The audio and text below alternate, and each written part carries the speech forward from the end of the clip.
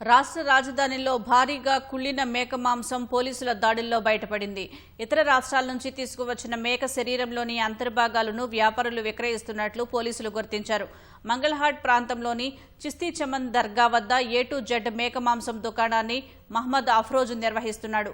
పక్కా సమాచారంతో మేరకు task force, Mangalhat పోలీసులు, ఫుడ్ సేఫ్టీ అధికారులు సంయుక్తంగా దుకాణంపై దాడులు నిర్వహించి దాదాపు 300 కిలోల కుళ్లిన మేక కాళ్లు, తలకాయలు, బోటి, ఇతర భాగాలను గుర్తించారు. ప్రజలు మాంసం కొనుగోలులో అప్రమత్తంగా ఉండాలని, అనుమానం వస్తే పోలీసులు, ఫుడ్ సేఫ్టీ అధికారులకు ఫిర్యాదు చేయాలని అదనపు డీసీపీ సూచించారు. మహమ్మద్ అఫ్రోజ్ అనే వ్యక్తి A-to-Z cheap and goat offers అని ఒక షాప్ నడుపుతున్నాడు.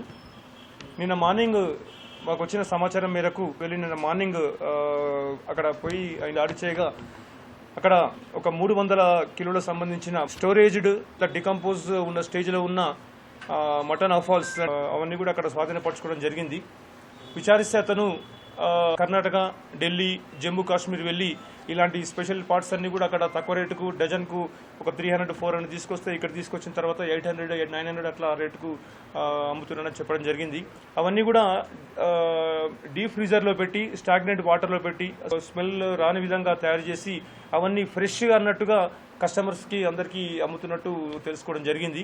చీప్గా వస్తుందని చెప్పేసి ఇలాంటి అన్హైజెనిక్ కొనుగోలు చేయొద్దని పోలీసు పరంగా మేము విజ్ఞప్తి చేస్తున్నాము.